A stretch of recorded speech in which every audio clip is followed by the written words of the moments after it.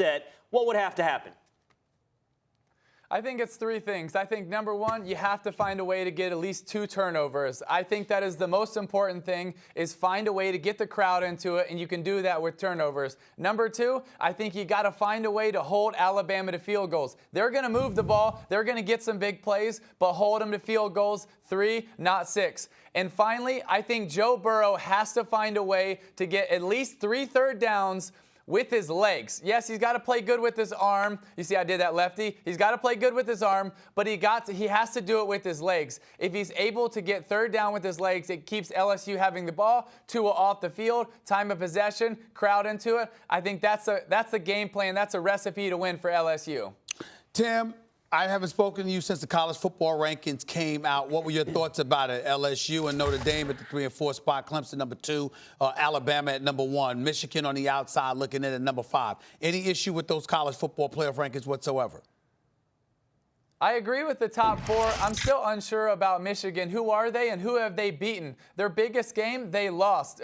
You can say it was a big win against Michigan State, but it's Michigan State. They don't have an offense right now. So right now I have a huge question mark with Michigan, because if you say the best teams, who actually scares me, if you're a Clemson or you're in Alabama, you're not intimidated by Michigan. I'll tell you who might scare you a little bit. That's Georgia, and that is Oklahoma. You don't want to go face Kyler Murray. Yeah, you might put up a lot on their defense, but Kyler Murray's going to scare you a little bit. Lincoln Riley's going to scare you, just like they did Georgia in the Rose Bowl last year. Those 2 teams, I think, have higher upsides than Michigan. Tim, I asked Paul Feinbaum this question. I'm going to ask you, how much of Ohio State being ranked 10th has to do with the fact that they got whooped up on by Purdue? How much of it has to do with the idea that they don't want Urban Meyer near the top 4 slots?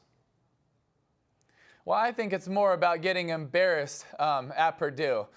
You lose them by 29. That's ridiculous. That can't happen. I do think Ohio State has a really high upside. I just think that they've dealt with so much, all the media, all the scrutiny, the whole year. And I think they thought that they could show up and just beat the Boilermakers. And the Boilermakers took it to them. They outcoached them. They outplayed them. But more importantly, they outhearted them in that game. And I think you'll see a different Ohio State team in the end, but I don't think it'll be enough to get them back into the top 4. I'm going to go back to asking you about the college football playoff picture. I'm talking about Notre Dame. You don't think much of Michigan, but they beat Michigan at the start of the season, so you got to wait and see. The other 2 victories on there, the big victories supposedly on their record, Stanford and Virginia Tech. You think Notre Dame is one of those legitimate teams that could make some noise potentially, or is that your mindset?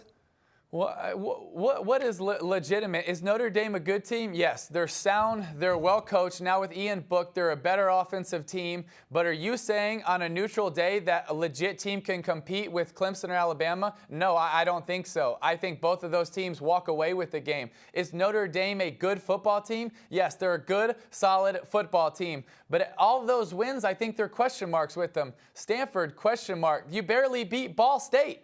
You beat Ball State by 10.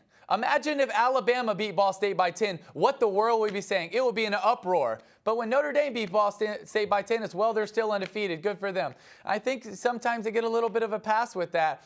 Yeah, they've been consistent. They've won all their games. But their biggest win is Michigan with the question mark, and they haven't looked great in a lot of other games. And so for Notre Dame, do I think they should be 4th? Yes, but I think there's a lot of question marks. So how much do things change between now and the end of the season with those playoff rankings, do you think, Tim?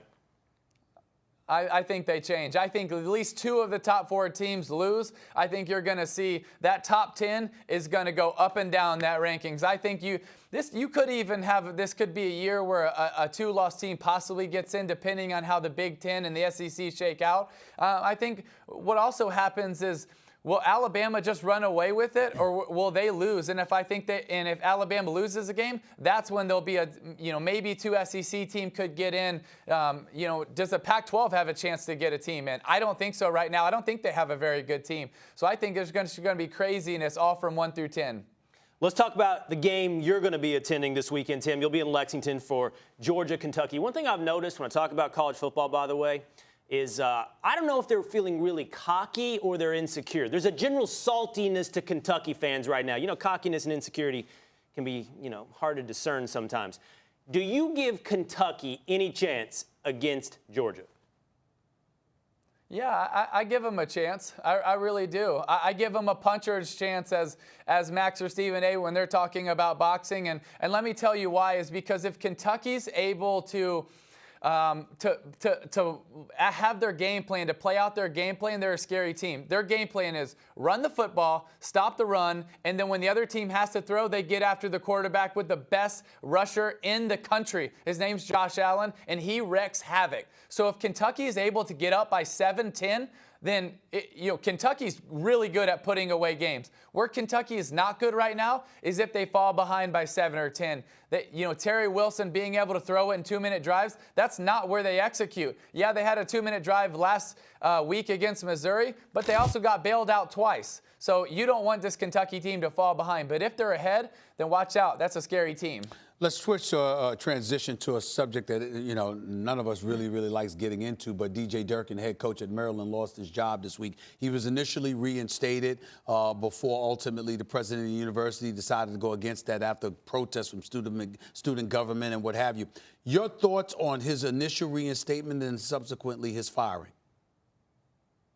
Well, it's amazing how so many of these schools they're doing one thing, and when they find out it's not popular, then they're totally changing. Look at Tennessee last year, Maryland right now. I think when these universities make decisions, they, one, have to wait to try to make the right one, or two, when they make it, you got to stand up for your decision, or you just can be pushed around nonstop.